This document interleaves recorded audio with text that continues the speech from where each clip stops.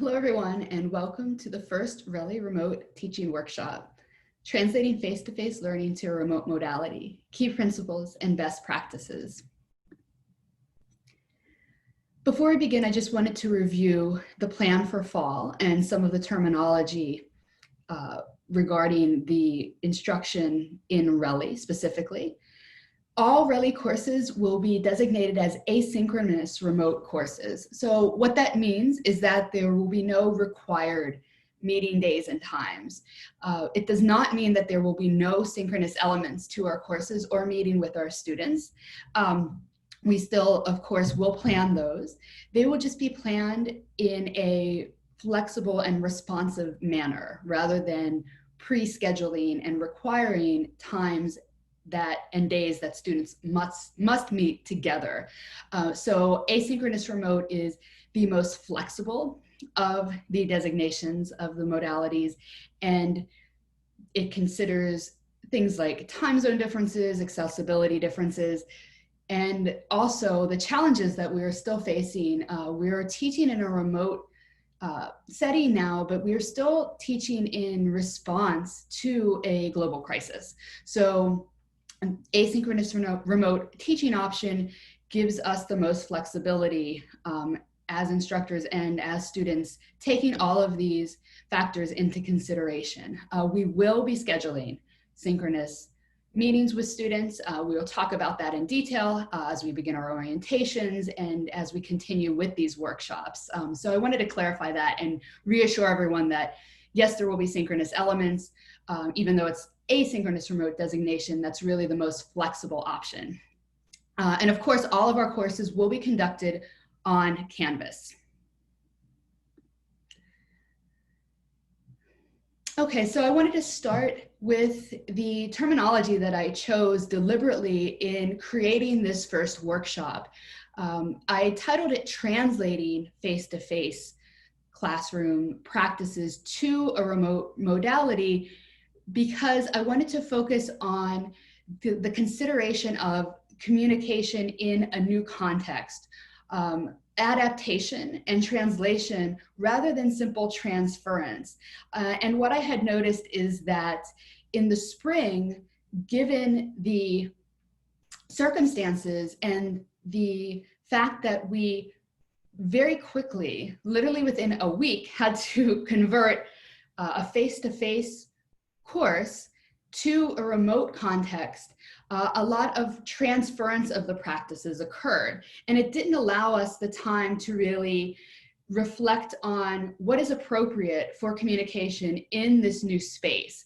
So we ended up with the Google translation, essentially, and as you see in the meme here, the cake cat version because of the circumstances largely. And in the fall, we want to aspire to the professional translation of the cat on the left, that we have the time to really think about how we communicate and reach our course objectives most effectively in this new environment.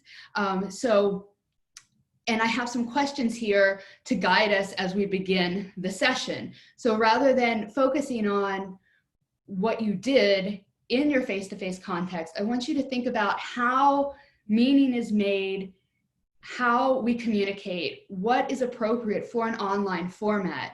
Everyone is communicating online daily in a variety of ways, professionally, personally. And we need to take into account what is an effective practice for this new space. How do you achieve your course objectives in this new space? What are the expectations of audience? So I want to focus on orienting you to think of recreating and adapting, right? And I have here a terminology from translation. We talk about source text and target text. I want you to think about the target context more than the source context. So keeping in mind what you were conveying, the messages you were sending, the types of communications and exchanges and engagement in a face-to-face context. How do you recreate them and readapt them for the remote space? So focusing on translation and not transference. And before I begin with the main principles, the overarching principles and best practices for this new context, I want you to really reflect on what is it that you are translating? So what occurred? What are all of the types of communications that occurred in the face-to-face context that you are going to adapt and account for in the remote context? This will help you to plan, and it will also help you to understand why the best practices are what they are in a remote environment versus face-to-face. So when you're in this face-to-face space, right, where you have these large chunks of meeting times, right, in a face-to-face space, you also are communicating with students remotely in ways, but to a lesser degree, online and email, but you also have office hours and other interactions. So I have here listed the different types of interaction and conversations to consider. You have social conversations, instructions and reminders, modeling, describing, all of the types of collaborations, peer-to-peer, instructor-to-peer, process work that you do within the classroom, and also your feedback and assessment, both on paper, but in addition to that, in the classroom, before and after class. So I want you to consider and think of all the types of communication that you have within that space. So if you're thinking of the remote environment, one mistake that people make is they just think of the delivery of the lessons alone and the feedback on the texts for students. And that is only a fraction of the types of interactions and conversations that occur in a face-to-face context. So keeping that in mind, we'll move to the guiding principles. And it actually, once you have that, all of that, once you're taking all of those types of interactions into consideration, the best practices and the guiding principles for remote teaching start to make sense. So I have, several different categories here to consider of classroom practices. And this slide is really an overview of the guiding principles. So your go-to slide, as you're preparing your courses, everything to keep in mind, the main principles, the overarching goals for and practices for your remote context. So I started here with compassion because I wanted to really stress that everything that you're doing in the flexibility and the communication and all of these strategies and practices that you're creating, I want you to take into consideration all of the stressors that students are experiencing, especially right now, being flexible, communicating, in a timely and effective manner. So I want to really refer back to this orientation as you're preparing your class. Communication for a remote context, right? You need to be explicit, clear, consistent, and repetitive and redundant, okay? And I'll talk about these principles and practices in detail and give specific examples as we continue the workshop today. Regarding content and presentation for content in a remote environment, the best practices are to chunk themes, assignments, and vary media, considering all learning styles, and also the way in which we communicate in a remote context. Connections. This refers back to actually and connects with the communication practices. Repeat and reference all of the activities, assignments, how things, be very explicit and repeat not only due dates and reminders, but how different activities connect and also how they connect to the course objectives. And finally, this is really related. I have community here related to compassion, where if you are following the best practices with communication, content, and connections, and creating this connection, you will create an engaged classroom community. So you will be able to create the conversations, have sustained engagement within your classroom if you're following these guidelines for the remote context. Okay, so to examine these principles a little more closely, I paired communications and connections. And the sort of catchphrase, or what I'd like you to think about for the remote context, is it's not on the syllabus is not enough. So in a face-to-face context, we reiterate our instructions and assignments and due dates at times for students, but the famous phrase, right, and this is found on t-shirts, and I even saw this on masks actually, is it's on the syllabus. If students ask, when is something due? What's on the midterm? What is this assignment about? How does this connect, right? The famous retort is it's on the syllabus. Well, if you consider all of the different types of communications that occur in the face-to-face context that we do not have the space for really in a remote teaching context, right? We don't have that space before, after classes, office hours. It's not layered in that way. Really, you start to understand why it's on the syllabus is not enough. So in this remote space, it is extremely important to be specific about your instructions from the beginning, give explicit, clear instructions for the course, assignments, and provide steps. Again, address the why, explain relationships to course objectives for all activities, for each assignment. This doesn't have to be a lengthy explanation, but everything should be connected explicitly. In addition, you should model when possible. And once again, this does not have to happen over and over and over in these various spaces. You can create videos that show and model the ways to complete activities that you will repeat throughout the term, that students can access at all times. It is very important to be organized from the beginning when you're teaching a remote course.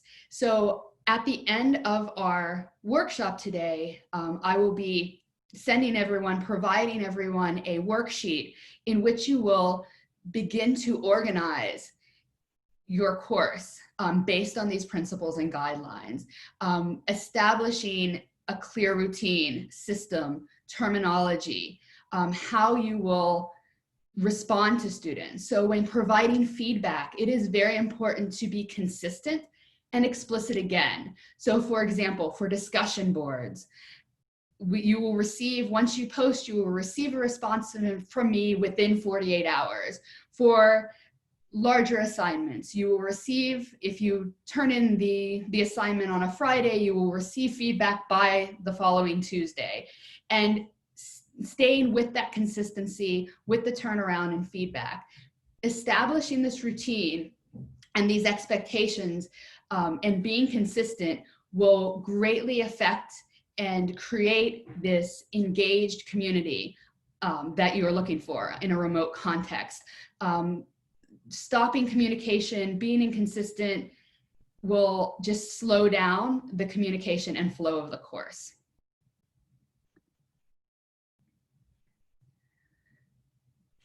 Okay, so regarding further best practices and principles, I have grouped content, presentation, and creating community together. And the phrase that I would like you to recall for these aspects of remote teaching is multiples and minis.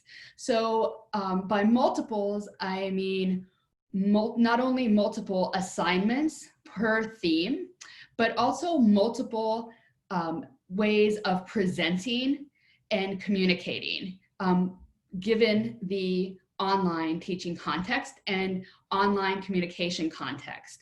So you will need to vary your media and presentation, incorporate audio, subtitles, transcripts, images, videos.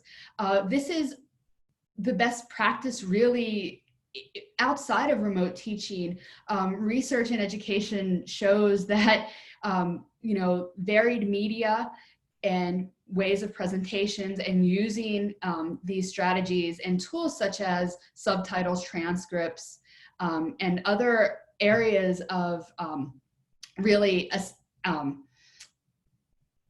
assisting students in understanding the text are appropriate for all learners. So you actually are engaging in inclusive teaching practices. And when students are learning and operating in an additional culture and language, these are especially helpful and important for scaffolding, for bringing students step by step toward understanding the material that you're presenting and toward achieving course goals. With minis, I would like you to focus on organizing and presenting your information in weekly modules in small chunks. Now, I think this is the biggest shift from moving from a face-to-face context to a remote teaching context. In the face-to-face environment, we have these large chunks of scheduled time multiple times during the week. And so we really plan, our orientation is toward an hour, hour and a half, perhaps even 2 hours of time to present. But if you think about all of the different things that occur in that space, then the presentation of small chunks and modules makes sense for the remote teaching context. So on the right here, I have an example of a module of one of my courses. This is from the RU Path course, Exploring American Identities. And I have organized the modules by week and by theme. So the lesson here is Indigenous Identities in the United States, and that's the weekly module. And if you look at each line listed, this is a presentation of different assignments and lessons related to the overarching theme. And I'm going to look at this module in detail now, and I want to explain how I applied the principles I have just discussed to this module. And so then, you can start thinking about how you are going to adapt your course for the remote teaching context. I taught this course last fall in a face-to-face format, and so I translated this course for the remote teaching context. So if you look at the first line I have, and the first and last components of this module, I have weekly features. So again, it's very important to establish a routine.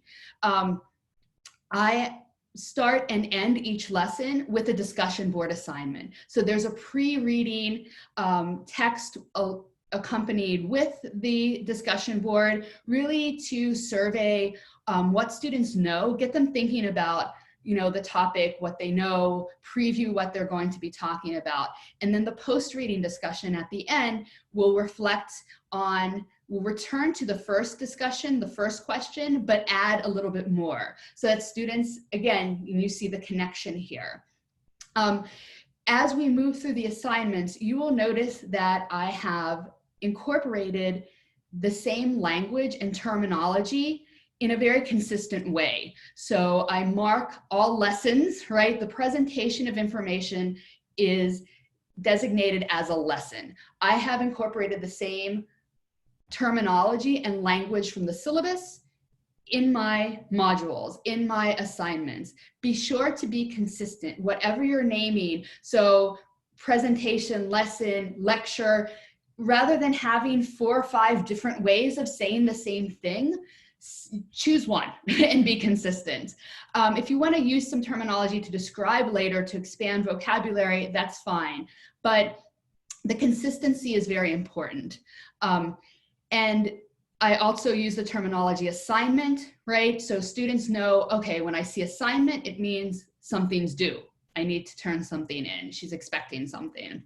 And I also incorporate whatever the reading or video is titled, I include that in the title as well. So for example, The Invasion of America, that's the title of the video. So these are deliberate choices that I made for consistency, repetition, and routine in the remote context. I might not have been, and I honestly, reflecting on it, thinking about a face-to-face context, I really do not believe that I was this deliberately consistent in the face-to-face format. But we have other ways of conveying that information when you're in a face-to-face context that you don't have in this remote environment. Another principle that I'm following here that you can tell is that I have varied the type of media of presentation and ways of communication greatly. Now, this is something that will vary instructor to instructor. This course was taught, I taught this course face-to-face, as I mentioned. However, in my face-to-face courses, I incorporate a variety of media. I have for a long time now. It is, this is based on best practices and research and education of how students are learning and internalizing information, but also how we communicate now. We communicate greatly in an online context and connect in this way. And again, it's also helpful for a variety of learning styles and abilities. So if you notice here, I have videos, I've incorporated videos, I have a time-elapse map, I have the website, a reading from the website from the Smithsonian National Museum of the American Indian, I have interviews, I have documentaries, and I have personal stories. And so there's a variety of presentation and ways of engagement and responding. And students, the variety of, for the assignment, students are responding in different ways as well. In addition to the variety of types of media, you will notice that the themes and how they are divided, right? At the beginning, we talk about all of the issues in the first lesson, which actually reflects back to other broader readings on the history of the US that from earlier in the semester. But you will see how each lesson and component reflects on the overarching theme, but also focuses on a specific theme within that topic. So again, you have this repetition, this reflection, the layering that provides scaffolding and a step-by-step understanding of each theme, and then within the larger theme of the course.